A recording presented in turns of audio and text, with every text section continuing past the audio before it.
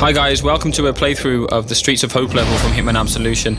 My name's Travis, I'm on the community team at IO Interactive in Copenhagen, and I'm with the game director, Tor Bluestyle, who's here with me.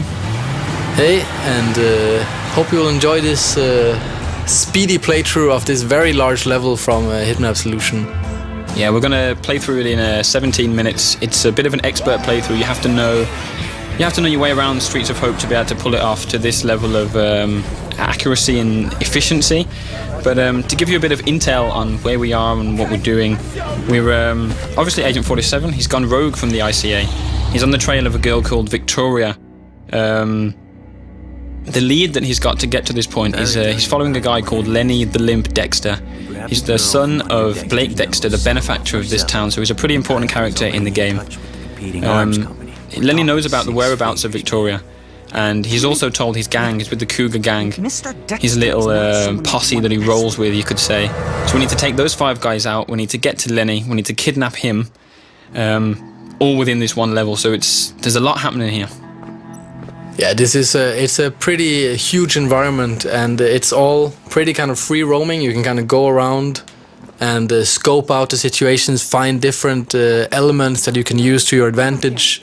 There's a lot of kind of improvised weapons around. There's a lot of different disguises, and there's to every single hit within this level there's a large amount of entry points to it. So here we're homing in on our first target, which is the leader of the gang. We've kicked off already. We've had a scope of the land. We know a little bit about Hope so far. Our first target is going into the convenience store here, so we're going to follow him in the back entrance and see how we get on. Yeah, so as this is a more, you can say it's a large part of this is a large level within the game, and as you can kind of walk around freely, also everything you do they will kind of cascade out if you're kind of causing trouble here. I mean, theoretically you could take down your target straight away here and kill his girlfriend in the same time, but you'll have to deal with the consequences of that, and if anyone here shouting or gunshots, they will come running and try to find out what it is. So rather than take him down here, we'll wait for him to go upstairs, use a distraction here to get past his girlfriend. So the most immediate thing that we can see is a radio. So we've triggered the radio on, which of course the clerk here is going to be thinking, well, why is there a radio playing? She's trying to see who it is, and we've managed to get away and kind of sneak past her now. As she's confused or looking at the radio, we're in the trespassing zone here, so we need to be careful not to be seen. Yeah, so if you're trespassing within the game, it doesn't mean that you're instantly dead if you're found. It means that you will be kind of escorted out of the premises. But of course now, since this is one of the targets, he's standing in front of some very compromising evidence of this Cougar gang trying to kidnap this girl Victoria and sell her off to an arms company, then you will probably be killed on sight here if seen by this guy. Yeah, he'd definitely react if he sees you, so we need to sneak up behind him. We're going to take him down with the fibre wire silently, so nobody hears us, and we've got objective complete. We need to dump the body, because his girlfriend will probably be coming up to see where he is pretty soon. Yeah, so hiding evidence or hiding bodies as part of that is, of course, it's good for kind of erasing your tracks, and it's all kind of tracked in our score. Everything that you do is logged, and you kind of get a positive or negative score based on how you're playing and using the different features of the game.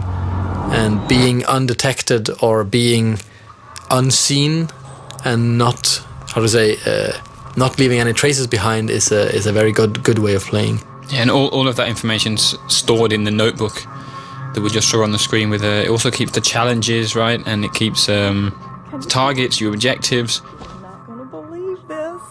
It's pretty much as if 47 was keeping a physical notebook as he goes along of what he's seen, what he needs to do. Yeah, so for those that knows the old Hitman games, they know that there always was a mission briefing as the start of every level. That's slightly different in Absolution, as 47 is far more the driver of the story than any other Hitman game. The way that these objectives are made is also based on his progress through the level, so they will kind of update along the way, with the information that he gets and the player gets as they play the level. Yeah, he's very much making the decisions himself, isn't he? When he's got, obviously if something happens, he realises he needs to take out somebody else. He doesn't need somebody in his ear to tell him that. He's seen it for himself, he's heard a conversation. So it's very dynamic in that sense. Yeah, so actually for this level, as you enter, you only know that Lenny the Limp has to be kidnapped. But as you enter the level, you find out, okay, there is these guys, this cougar gang, and they know way too much about Victoria, so they also have to be taken out. So this is an objective that you won't really know until you actually come to this place in the level. Or until you watch this video and we tell it to everyone. Yeah, of course. So here, as you can see, there is things lighting up an instinct that you can use as a player. Some of them are hiding places, other things are objects that can be used to cause an accident. And especially with the targets, of course, it's very useful if you make it look like an accident. Then they won't even be looking for a killer if they didn't even know it was a murder committed. And the instinct as well, you're about to trigger it here as well. You can see the targets, or the NPCs are lighting up as well. And we saw when we came past there was a little icon for a hint. It's for those of you, you can obviously see that we're not playing in purist mode, our difficulty where you get no help from the game at all. All of these options can be turned off if you want a real challenge. So bear that in mind as you play through. That if you are a purist player and you really want a really difficult experience, you can customize it that way, if that's the sort of thing that you're looking for. But to show off the features, we're going to keep the HUD on for this playthrough. So we're approaching our second target here. He is on the phone, and an easy prey for a trained assassin. And instead of just killing him off straight away, we will kind of subdue him and try to make it look like an accident here, actually, by using the explosives that we found earlier. So we had the option to snap his neck as well. That's if we're running short of time, or if we just feel like being a bit more brutal through the level, isn't it? It's very much about choice, right? All the different mechanics are built to create sensible choices for the player. If you want to be brutal, if you want to be violent, you can do that, but it will affect your scores and your challenges. Oh, busted. All right, we'll deal with this. You're under arrest. Ow. So one thing that we worked a lot on with our AI is that the propagation of knowledge throughout the level. That this guy, we took care of him really fast, so it meant that anything he had to say to his friends on the radio, he didn't get the time to say anything at all.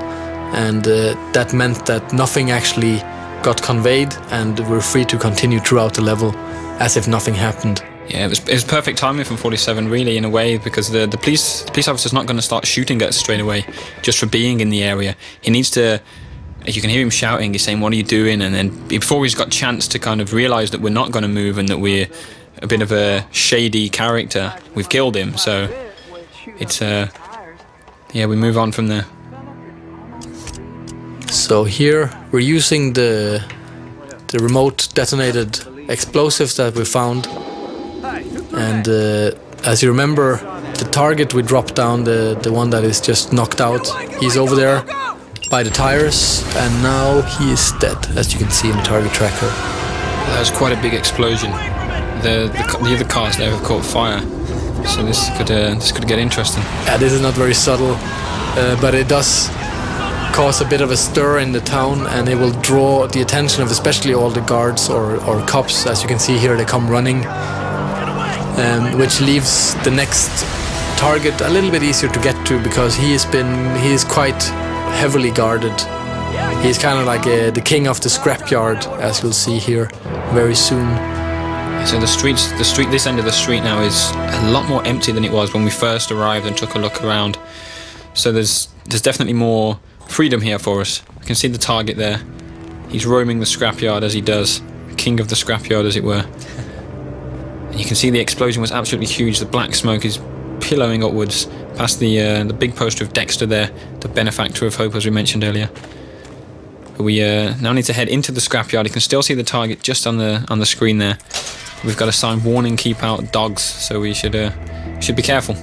Yeah, dogs are also a feature of the game. They will alert nearby NPCs, as we see here. We're trying to sneak up on one, and obviously we're not allowed to be here. Even if we had a disguise on, this dog would bark on us. And so we've grabbed the dog bone. We think that he might have been barking for that, or he's noted us. He might be just want to get a chew on the bone, but the barking has actually alerted an NPC.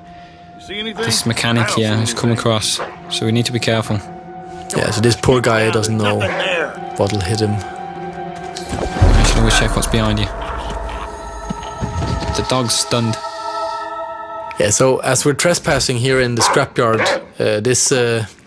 this mechanic comes in pretty handy, as we can take his disguise and move around a lot more freely in this area. We don't have to kind of sneak around, because now, as long as we don't get close to the other NPCs, we're actually allowed to be here. Yeah, and we're going to shove him in the closet, keep him out of sight. There's no evidence that he was ever here. We've got our disguise, and we saw the target walking deeper into the scrapyard, so that's where we're going to head now. Yeah, so now dressed as a mechanic, if you have to get close to other NPCs, it's very useful to blend into the environment and kind of just pretend that you belong here. So as we'll see here, this NPC, he is kind of wondering who you are, but he's not suspicious yet. But if you kind of would have stayed closer to him for a longer amount of time, then he would eventually have found out, or if there's 2 or 3 of them close. Yeah, the mechanics will recognize if there's it's a small town, so they know each other pretty well. So a bold guy walking around does look suspicious. Why 47 needs to blend in. But of course the police officer, he's not so familiar with the mechanics, so he's not going to bust you. But we're thinking about taking him out with the crowbar here, but thought better of it. Yeah, I think if you pick up that crowbar, he will kind of get a little bit suspicious about you, so it's better to let it be. So here the target's been dealing with some dirty cops, and he's heading off into this tiny garage over here. I think he's the guy who is in charge of the cars for the gang. So they're kind of preparing this kidnapping of Victoria, and he is preparing the car here. And that's an accident waiting to happen, as you can see in Instinct here. It's a good choice of words. Yeah, accident kills are a very big feature in Absolution, and there is a large number of ways of taking down every single target in the game. And this is where the team has really went to town on coming up with inventive ways of killing targets that are kind of localized to each area. So naturally here in a garage, what better to use than a car lift? Who's screwing about? Okay, all right. Who's making the racket? So it's the 3rd target down. The target tracker resembles that. We've got three targets down, a really high score. The police are on the way in to see what's happened. You can hear the mechanics. We're a bit worried about this guy who's just been crushed, but we're clear. We're away. It's got warning: attack dogs again. So we have to be careful about that. We're now in the cougar's nest. This is like the main hangout area for the cougars. They're there hosting a bit of a party for Lenny. But they're having a barbecue, and you might see the lighter fuel there, which could be an option. Barbecues and lighter fuel tend to go pretty well together when Agent 47's around. And we can also see the policeman down there. He's allowed to be in this area. We're not, as a mechanic. It's a bit of a private area, so we're going to try and take his disguise and see if we can get closer to our target. Yes, usually these kind of isolated characters are pretty useful for us, as they provide disguises and weapons and so on. We've just got an improvised weapon there, a bottle. Smash this around the guy's head. Smash. He's down. Disguise is ready to get picked up. And 47 needs to choose a weapon here. Yeah, so what else to use than an axe rather than a tomahawk? And we can see why why the police officer was so distracted there. That was a really perverted guy. And now we have his clothes on. Awesome. So dressed as a police officer, we're allowed to get closer to these guys up here. And basically we only have one of these as a target, the one in the middle. Yeah, Mason. And everyone else, unfortunately, will be collateral in this point shooting, which is one of our new features in the game. Allows us to kind of slow down time to a minimum, and using our instinct powers, take them down instantly. And as you can see, they're trying to pull their guns to fight back, but as they're taken down too quickly for that, the whole thing goes down without anyone making a sound, as we also use silenced guns for this. Yeah, we've also used all of our instinct though. It's very expensive to use point shooting, especially on so many characters all at one time. So there's a lot of strategy involved in when you should use your point shooting. You can't just walk up to any character and shoot them and do it instantly. You have to make sure you do it at the right time, otherwise you run out of instinct completely. But there's the other target's come out here. He's come to investigate, probably come back to the barbecue, and he's stunned by the dead bodies. Ow, poor old guy. 47's just killed the barber. Yeah, that's sad, but it's for the greater good. We need a new disguise here, because now there's a lot of police officers in the building here. So using the barber, which is freely allowed to walk around here, it's a pretty powerful disguise, and as you can see, there's lots of characters here, so trying to go in here guns blazing would be pretty dangerous and difficult. There is a lot of NPCs here. You can also see there's a guy a little bit further ahead getting his pistol ready, so he's prepared for a shootout. But it would be a bit of a mistake to pull your guns out here. Sneaking through as the barber is probably the best way through towards Lenny, who you can see down there.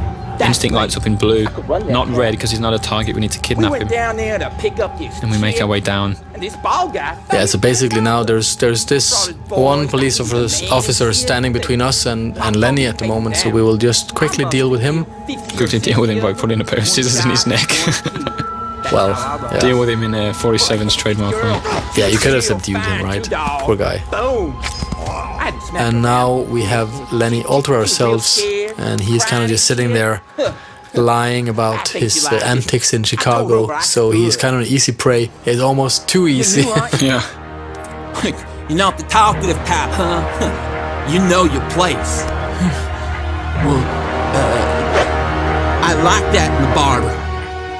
That's it, and thanks for watching the playthrough of Streets of Hope from Hitman Absolution, which is out in November 20th this year. Thanks for taking the time to listen, and of course watch.